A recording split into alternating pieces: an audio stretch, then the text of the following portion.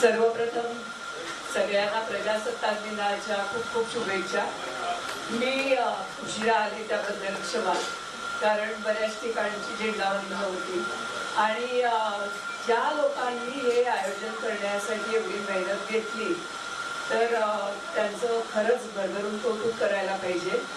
आणि दुसरी गोष्ट म्हणजे मी प्रत्येक वेळी सांगते की मी याच्यामध्ये आठवणीने सहभागी करून घ्या, कारण बरेच वेळा काय होतं की व्हॉट्सअपचं ना खरंच सांगते वाचलं जात नाही. आणि आता तुम्हालाही सगळ्यांना हा अनुभव असेल की खूप व्हॉट्सअप ग्रुप होतात आणि मग त्या वाचनात येत नाही. तर मग अशा आल्या मला बऱ्याच मुलांनी म्हटलं तू उशिरा आलेली आहेस तर तुला पेनल्टी आहे. मी ते मान्य आहे मला, पण मला दरवेळेस असं होतं. आणि जे आपल्या प्रिय मित्रांनी सांगितलं की मी अध्यक्ष वगैरे काही नाही आहे काँग्रेसची, पण आपल्या डोंबिवलीत जे लोक राहत आहेत तर त्यांना माहिती असेल की मी विधानसभेकरता काँग्रेसचं तिकीट मला मिळालं होतं आणि मी लढलेली आहे. आणि थँक्यू. माझी लहानपणापासनं मी तुमच्याशी शेअर करते की माझी लहानपणापासनं खूप इच्छा होती की नॅशनल पार्टीचं तिकीट मिळवायचं आणि लढायचं, आणि ती माझी पूर्ण झाली ॲम्बिशन. आणि बाकी तर सगळं चालू आहे ते तुम्हाला सगळ्यांना माहिती आहे. शेजारी अस्तित्व आहे, त्याच्यामध्ये माझं काम आहे. आणि तरी पण मला तुमच्यामध्ये असायला आवडतं आणि म्हणून मी आलेली आहे. तर मला दरवेळी सहभागी करून घ्या. धन्यवाद.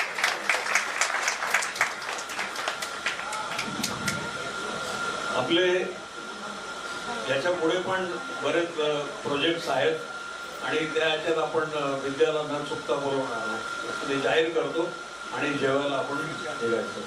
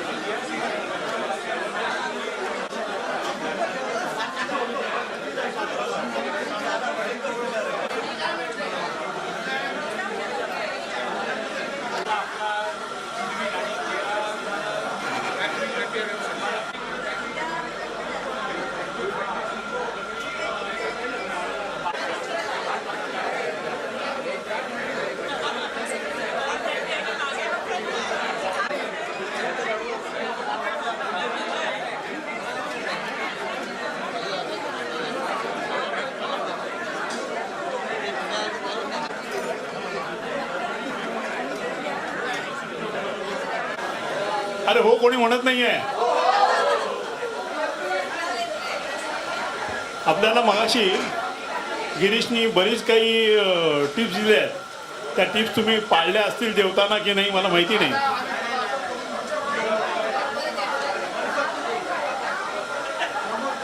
महाभारतात एक गोष्ट आहे बरं का, नाही म्हणून झोप उठवण्यासाठी सांगतो. महाभारतात एक गोष्ट आहे की पांडव ज्यावेळी कुठे वनवासात गेलेले असताना त्यांना ताण लागते, तर धर्म म्हणजे युधिष्ठिर भीमाला सांगतो बाबा पाण्याची कुठे सोय आहे का बघ.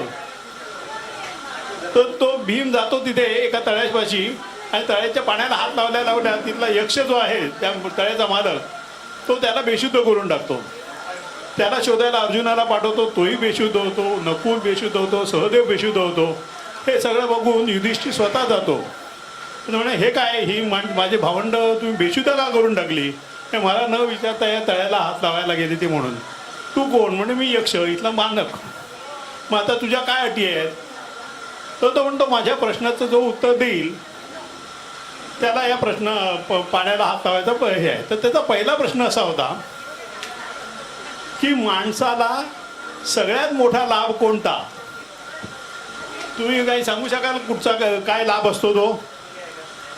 आपल्याला वाटतं घर दार गाडी घोडा हे लाभ, परंतु युधिष्ठिराने परफेक्ट उत्तर दिलं. माणसाचा सगळ्यात मोठा लाभ म्हणजे आरोग्य. आरोग्य असेल तर सगळं असेल, आरोग्य नसेल तर काही नाही. तर हे आरोग्य ठेवण्यासाठी टिकवण्यासाठी आपल्याला गिरीश सारख्यांची मदत होते. नक्की नाही रे, यक्ष झाला तर हे आरोग्य राखण्यासाठी आपल्याला मुख्य म्हणजे आळस सोडायला लागतो. आणि आळस आपला शत्रू आहे माणसाचा आणि आम्ही शत्रूशी मैत्री करतो. तर हा आळस घालवून आपलं आरोग्य कसं टिकवायचं याच्याबद्दल आपण गिरीश बरोबर थोड्याशा हे करू. आता वजन कमी करण्यासाठी म्हणून काय काय उपाय करता येतात थोडक्यात सांग, त्याच्या पुढे आपण जाऊ. या अरुण, वजनासाठी actually you have to be conscious about your calorie intake. And second thing, what are the extra calories are there, you have to burn out. Right. There are only two principles, intake and output, right? So तुम्हाला ideal weight कसं पाहिजे?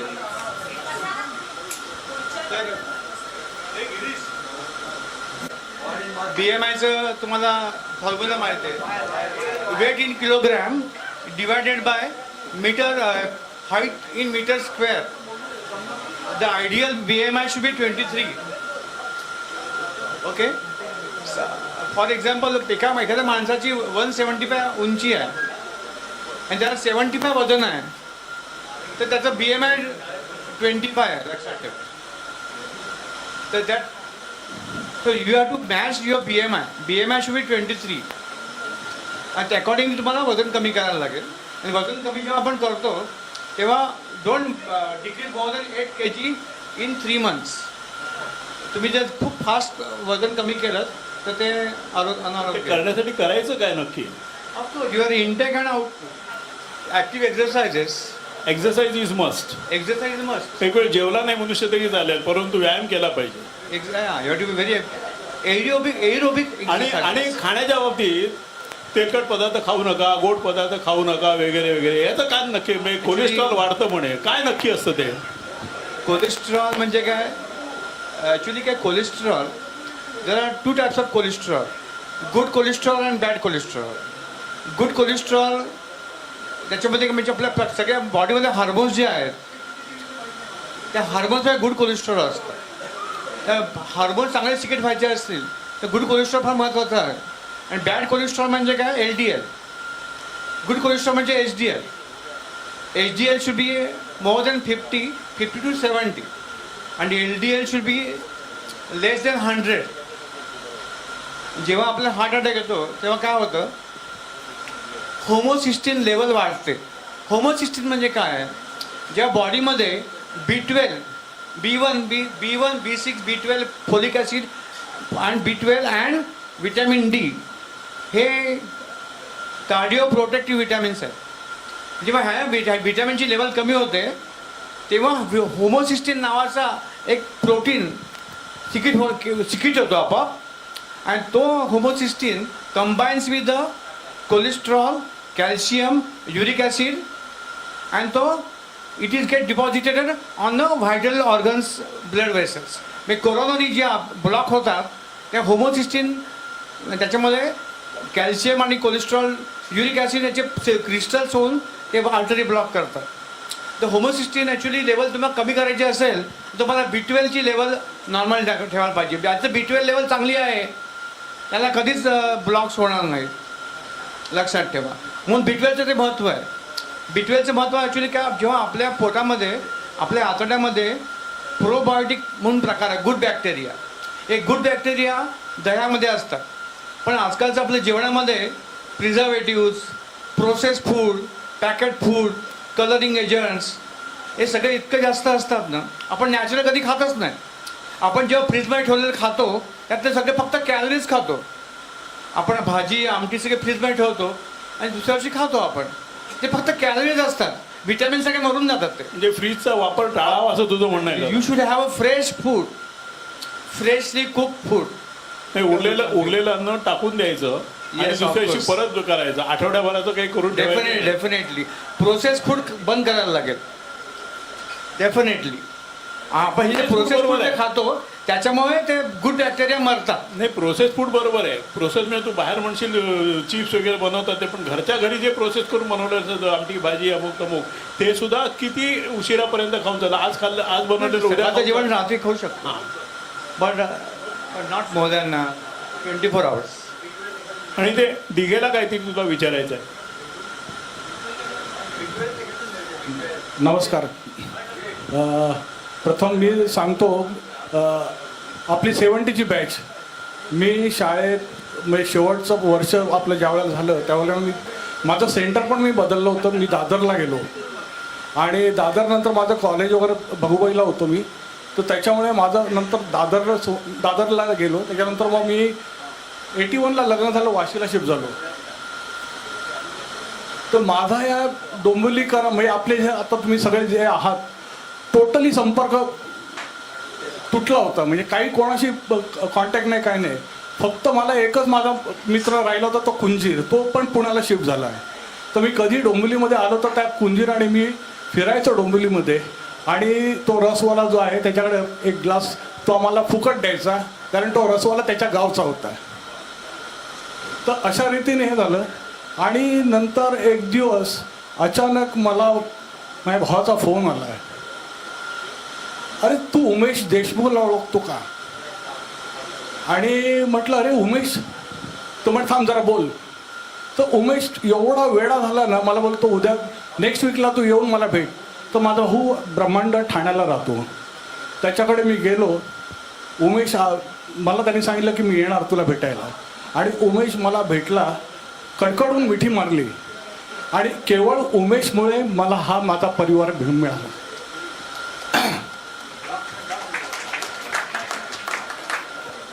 नंतर मग आपले पुढचे programme चालू झाले.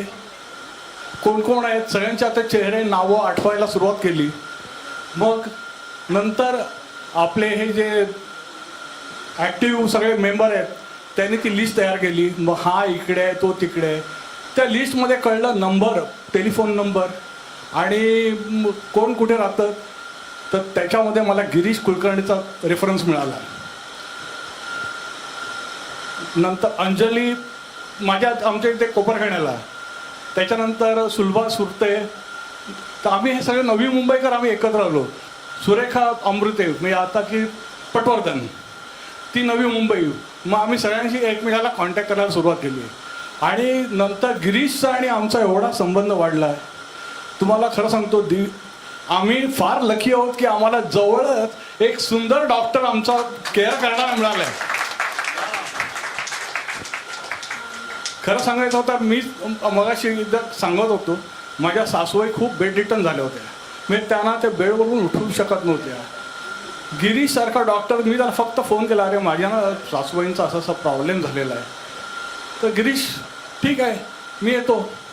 आणि गिरीश नेरूळवरून वाशीला गाडी घेऊन आला. त्यांना चेक केलं, सगळं हे केलं आणि त्यांची ट्रीटमेंट. आणि गिरीशने एकही पैसा घेतला नाही माझ्याकडून. Girish never takes money from me and even all. मी तुम्हाला सांगतो, जर तुम्हाला पण कधी प्रॉब्लेम झाला तर गिरीश आहे आपल्या पाठीशी. आपण फार लकी आहोत की आपल्याला ह्या वयामध्ये, उतार वयामध्ये एक चांगल्या डॉक्टरची जरूर आहे. आजकाल चांगला डॉक्टर मिळणं फार कठीण आहे आणि आपल्याला ही चांगली देणगी आपल्या शाळेच्यामुळे मिळालेली आहे. Thank you thank you very much. Okay. गिरीशला कोणाला काही प्रश्न विचारायचे का? अच्छा, B12 ॲक्च्युली काय आहे, veg and non veg.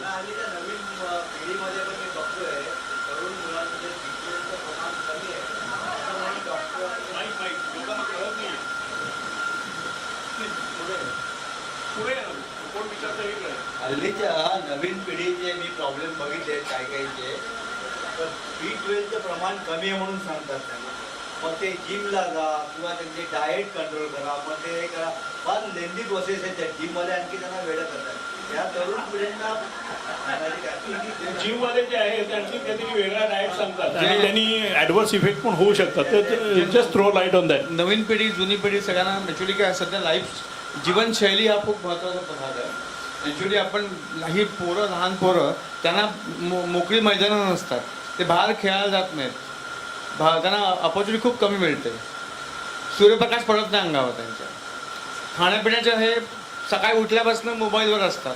Actually आपलं ब्रेन डेव्हलपमेंटची डेव्हलपमेंट 25 वर्षापासून होतो. आपण आपल्या कधी आयुष्य छोट्या वयामध्ये आपल्याला कधी मोबाईल माहीतच नव्हता. ही ॲक्च्युली काय 2 वर्षाचा पोरगा किंवा 1 वर्षाचा पोरगा मी बघितलं आहे, आई मॉलमध्ये जाते आणि 1 वर्षाच्या मुलाला मोबाईल देते, मग खेळ. तो बाहेर एकदम गुंतून जातो मोबाईलमध्ये आणि तो खेळत असतो. आई 1 तासाने येते. रिअली मी बघितलं माझ्या डोळ्याने. 1 वर्षाचा पोरगा मोबाईलवर जातो. ॲक्च्युली तुमची नातवंड, आपली सगळी नातवंड, प्लीज माझी अशी रिक्वेस्ट आहे, तुम्ही मुलांना मोबाईल अजिबात देऊ नका. मोबाईलमध्ये जे रेज आहेत ते अतिशय हार्मफुल आहेत. आणखीन ते आपल्या ब्रेनच्या डेव्हलपमेंटला प्रॉब्लेम करतात. 25 वर्षापर्यंत ब्रेनची डेव्हलपमेंट होते. ॲक्च्युली ही सगळी पोरं सध्या मी बघितलं आहे शाळेचा गृहपाठ प्रायमरी स्कूल आणि माध्यमिक स्कूलमध्ये ते मोबाईलवर देतात. म्हणजे आपण आपली पद्धतच अशी झाली आहे विचित्र की आपण त्यांना भाग पडतो मोबाईल वापरायला. पण तो मोबाईल ॲक्च्युली पालकांना द्यायला पाहिजे, पोरांना द्यायला पाहिजे. एक्झॅक्टली. तर ते मोबाईल हाचा यूज परत खाण्यामधल्या वेगळ्या गोष्टी ते हे मिळतात ना सगळ्यात पॅकेट्स, ते कुरकुरं फुरफुरं काय काय काय काय also don't know, soft drinks, सगळ्या वाईट सवयी, मॅगीज, या सगळ्या गोष्टीमध्ये फक्त कॅलरीज आहेत. They are no vitamins are all dead. Actually आपण आपल्या लहानपणी मला माहिती आहे रस्त्याचे आपण टमॅटो खायचा, कच्चं गाजर खायचो, कढीच खायचो. या सगळ्या गोष्टी कुठे मिळतात मुलांना? त्यांना आवडत पण नाही त्यांना. ते फ्रेश सॅलड्स. अच्छा, B12 बद्दल तू मला विचारलंस.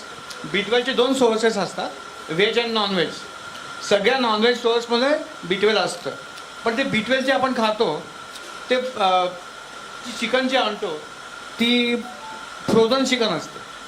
फ्रोझन चिकनमध्ये विटॅमिन 0 असतं. रेड मीट तर खाऊच नाही. चिकन ॲक्च्युली चिकनमध्ये असतात. अंड्यामध्ये पण विटॅमिन B12 असतं. आता प्लॅस्टिकची अंडी निघाली आता, पण अंड्यामध्ये असतं विटॅमिन B12. पण ते जास्त उकळायचं नसतं. अंडं उकडलं तर जस्ट 8 मिनटं उकळवा. 8 मिनटं उकळवा. Don't boil it more than 8 minutes. Then actually बाकीचे सोर्स ऑफ B12चे आहेत दुधाचे पदार्थ, पनीर, दही. त्याच्यामध्ये पण दुधाचं अडल्टरेशन जे होतं आजकाल त्याच्यामध्ये B12 ते सगळं जंतू मेले. आपले गुड बॅक्टेरिया आणि बॅड बॅक्टेरिया. गुड बॅक्टेरिया सगळे मेलेले असतात. बिकॉज आपण जे दूध पितो ते आपली ती फॉरेनची गाई आली ना, त्याला काय म्हणतात, ती जर्सी. ही जर्सी गाई आहे ना, ही खरी गाय नाही, म्हैस पण नाही, हा मधलाच कुठला तरी प्रकार आहे. जी कामधेनू म्हणून गाई आहे आपली पुरी देशी गाय, तिचं मान खूप मोठी असते. That is a real guy. Kapila That is a- म्हणा, that is a कामेरी म्हणा, real वेगवेगळ्या जाती आहे milk. गाईच्या. पण हे जर्सी गाईचं दूध म्हणजे काय पाणी आहे. एकदम बेकार. ते पण मिळत नाही, अडल्टरेशन असतं. बरं, मांसाहाराच्या बाबतीत म्हणलं की मत्स्याहार आणि मांसाहार हे 2 वेगळे प्रकार म्हणतात काही ठिकाणी. तर व्हॉट डू यू प्रिफर, मत्स्याहार का मांसाहार? ॲक्च्युली मत्स्यहार गुड आहे, चांगलं आहे. पण ॲक्च्युली काय मत्स्यहार सगळे मासे मरायला लागले, सगळं कामं चालू आहे.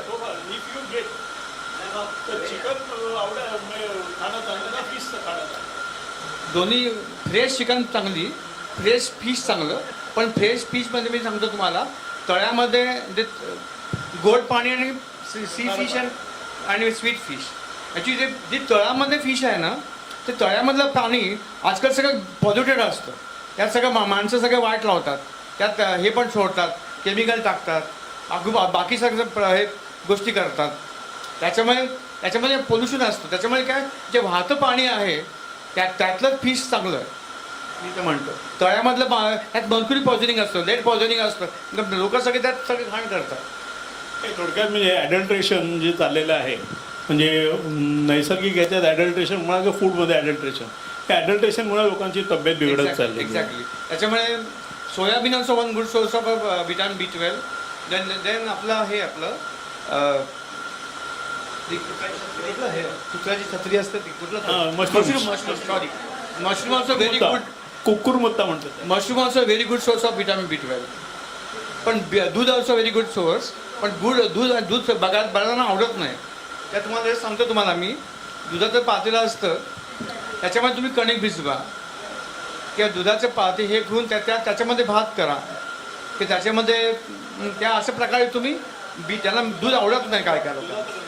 तर दुधाचं कन्झम्पशन तुम्ही वाढवायला पाहिजे अप्रत्यक्ष प्रमाणात. दही पण चांगलं. आणखी कोणाला काय विचारायचं आहे? बोल ना.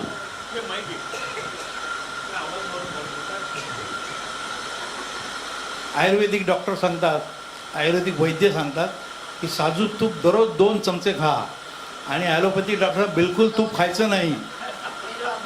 काय करायचं? ॲक्च्युली हां व्हेरी गुड. ॲक्च्युली काय असतं, आता एक नवीन प्रकार US मध्ये एक कीटो डाएट म्हणून प्रकार आला. Keto diet. त्या कीटो डाएटमध्ये they stop carbs, they don't take anything from the carbs, जे take fats and proteins and fibres असे खातात.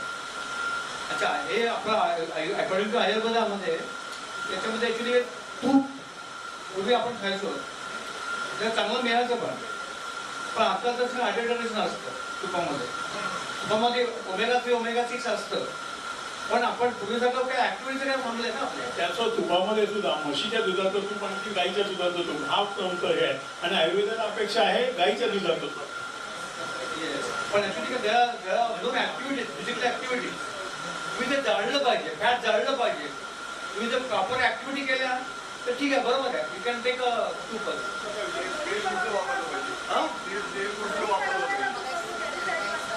घरी केलेलं सुद्धा घरची जर पाळलेली गाय असेल तर उत्तम.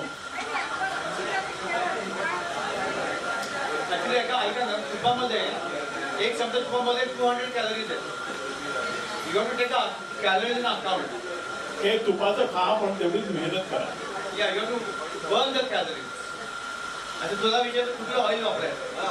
अच्छा, तुपामध्ये polyunsaturated fatty acid PUFA, तुफा असलेलं तेल खायला पाहिजे.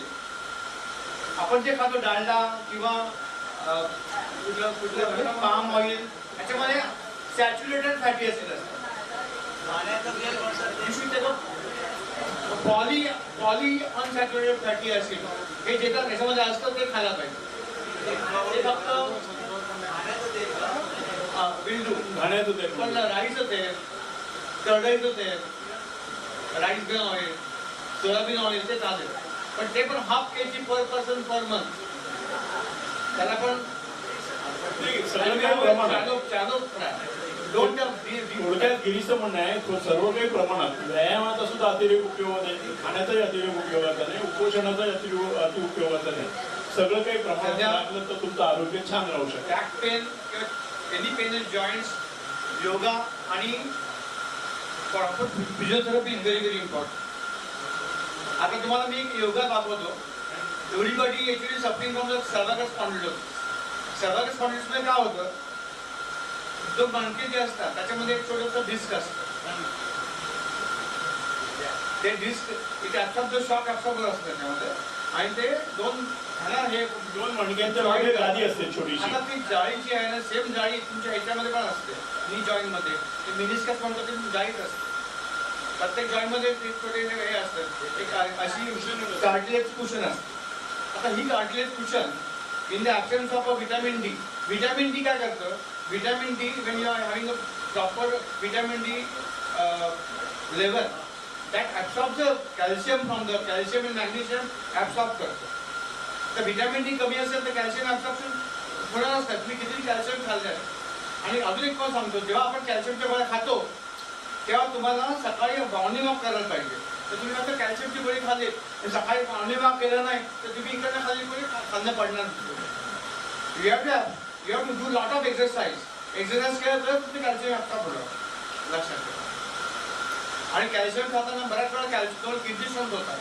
जेव्हा तुम्ही कॅल्शियम खाता तर तुम्हाला कमीत कमी 2 लिटर लघवी व्हायला पाहिजे. 2 लिटर लघवी व्हायला तुम्हाला 4 लिटर पाणी प्यायलाच पाहिजे. मग suppose you are taking insufficient water intake and definitely and taking calcium you will suffer from kidney stones. आणि कॅल्शियम खाताना सॉल्युबल कॅल्शियम खा. Don't take a colloid calcium. आता एक कॅल्शियम प्रश्न- सॅट्रेट खा, डोंट टेक कॅल्शियम कार्बोनेट. एक प्रश्न विचारतो आपण चर्चा संपवताना.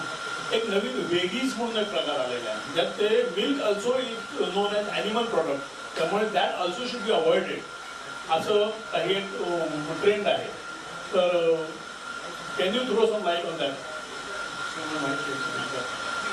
सोयाबीन मिल्क ऍक्च्युली काय असतं, US मध्ये सोयाबीन मिल्क खूप घेतात, पण सोयाबीन मध्ये काय असतं, जर सोयाबीन मिल्क कन्झ्युम केलं तर सोयाबीन मध्ये इस्ट्रोजन्स असतात.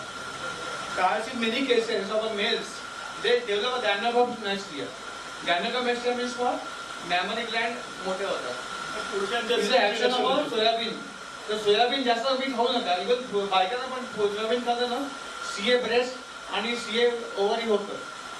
तर सोयाबीन जे खाताना कमीत कमी प्रमाणात खा, जास्त सोयाबीन नका खाऊ. म्हणजे आठवड्यात एक वेळा खायला हरकत नाही, पण don't take a more than. Oil बद्दल काय म्हणत रिफाईंड ऑइल रिफाईंड वगैरे शब्द आहेत ना, घाणीचे तुम्ही घाणीचं वापरा, डोंट टेक अ रिफाईंड. घाणीचं तेल वापरा. आणि संजय अमृतेला काहीतरी विचारू.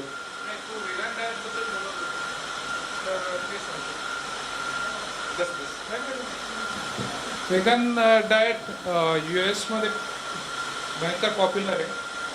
व्हेजिटेरियनची पुढची स्टेप हे total avoidance of dairy product, म्हणून मिल्क नाही, कर्ड्स, बटर वगैरे सगळं, चीज, पनीर वगैरे जे काय असेल ते सगळं अवॉइड करायचं. म्हणजे what you eat is only greens, seeds म्हणजे धान्य वगैरे. आणि असं, आणि it is medically found out, म्हणजे researchers provided that it is extremely healthy for your health. Longevity सारखी किंवा कोलेस्ट्रॉलचे प्रॉब्लेम वगैरे सॉल्व्ह करायला, BP, हार्ट वगैरे सगळ्यासाठी, आणि हेल्थला फार चांगलं आहे म्हणून ते काही करतात. आता these are all extremities not possible for day to day ordinary living, आणि सस्टेनेबल नाही. म्हणजे पुढे diet. करू शकाल. Keto diet, I told you about keto diet. Keto is all about proteins primarily, but here it is vegetarian, vegans in an extreme case, but it is still very popular in US. About diet त्याला support करताना ते statement काय करतात की milk giving animals आहेत त्यांची पिल्लं ज्यावेळी गवताला तोड लावतात परत दूध पित नाहीत आयुष्यभरात. हा त्यांचा सपोर्ट आहे त्याचा, की तुम्ही लहान असताना तुम्हाला दुधाची आवश्यकता असते, पुढे तुमची पचनशक्ती वाढल्यानंतर दुधाची आवश्यकता नाही, तुम्हाला इतर काही डाएट असतो तो सफिशियंट आहे, असं त्यांचं म्हणणं आहे. डाएटमध्ये तुम्ही कमीत कमी कार्ब्स खायला पाहिजे. You follow Mediterranean diet. गुगलवर बघा मेडिटेरियन डाएट काय असतं. मेडिटेरियन डाएटमध्ये जास्तीत जास्त फायबर्स, कच्चं जेवण खातो, कच्चं फ्रूट, कच्चे स्प्राउट्स, कच्चे डिस्टिंग. You take maximum raw things. तुम्ही जेव्हा रॉ खाल तेव्हा तुम्ही 100 वर्ष जगा. कमीत कमी औषध कंझ्युम करा. पेनच्या गोळ्या खाऊच नका. प्रदीप काळे कार्यक्रम पुढे ठरवायचा आहे. फिजिओथेरपी करा. फिजिओथेरपी एकच मी आसन दाखवतो फक्त. एकच एव्हरीबडी माझ्या हातात आहे.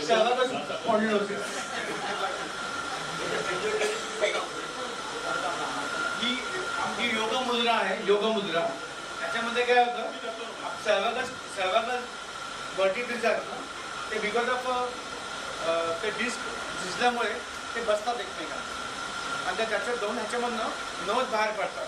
ते नर्व प्रेस होते. So you get all pains here, all pains and all because of nerve press झाल्यामुळे होतं. तर तुम्हाला ते एक मुद्रा जी आहे त्याच्यामध्ये तुम्हाला ते वर्टिब्री आपण भरपूर ट्रॅक्शन लावायचे, पण ट्रॅक्शन असतात ते ॲब्सोल्यूट झालं, पण ट्रॅक्शनचे बरेच साईड इफेक्ट्स होतात. तर ही योगमध्ये तुम्हाला दाखवतो, आणि तुम्ही दिवसात सकाळ संध्याकाळ 10 मिनटं केलं ना, मग स्पॉन्डिस सुरू होणार. ते असं करून दोन्ही हात कानाला चिकटून असे खेचायचे, आणि सेकंडला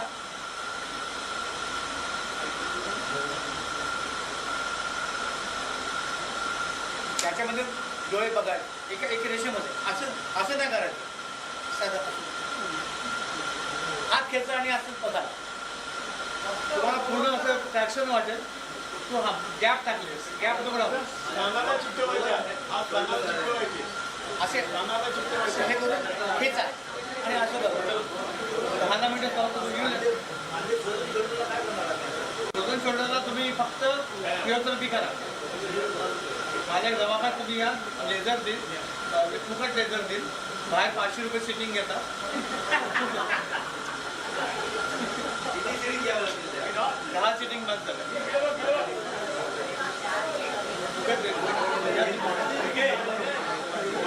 चुकीचं आहे. असं झालं पाहिजे. सेम थिंग विथ द ज्यांना बॅक पेन आहे, मागे हात वर होतात ते विचारायचं आहे का? ज्यांना बॅक पेन आहे त्या 3 गोष्टी करायच्या. Don't bend, don't lift the weight and sleep on the hard bed. Don't sleep on the sofa cum bed, spongy और मऊ गादीवर झोपू नका. कडक गादीवर बांधतो. Don't bend and don't lift the weight. ते बॅक आणि पोस्चर चांगलं ठेवा आणि फिजिओथेरपी करा. That's all. नी पेनला फिजिओथेरपी असतं. तुम्ही खाली बसू नका, स्क्वॅटिंग करू नका, वज्रासन करू नका, जिने चढू नका. आणि हे जो मसल्स आहेत, नीचे वरचे खालचे मसल्स आहेत ते डेव्हलप करा. Back physiotherapy. ते मसल डेव्हलप केल्यानंतर ते protect your knee joint. Second thing, knee brace वापरा. Knee brace. नी ब्रेसला with a hinge, with hinge वापरा. फरक पडेल. नी ब्रेस विथ अ हिंज ते वापरायला लागतं. दॅट प्रोटेक्ट युअर डिस्टिंग. जेव्हा नी जॉईंटचा जो प्रॉब्लेम होतो ना, तर जो अलाइनमेंट जाते, दोन सारखे वेगवेगळे होतात आणि त्याच्यामुळे ते जास्त दिसतं, ते असतं.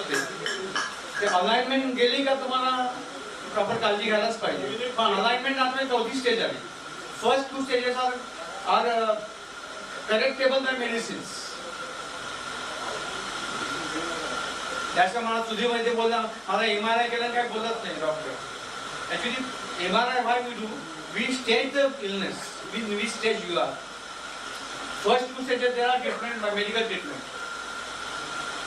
आणि जेव्हा आपण नी ट्रान्सप्लांट करतो त्याची पण 10 वर्षाची मुदत असते. 10 वर्षात तुम्हाला परत हे करायला. त्याच्यामुळे केस निवडताना डोंट गो फॉर नी transplant before 70. You go always after 70. म्हणजे त्याला पण 10 वर्षाचीच असतं आणि तुम्हाला वजन कमी झालं तरच करा. सतत नंतर 10 वर्ष म्हणलं तर आमरण समजायला हरकत नाही. Okay, thank you very much. Thank you.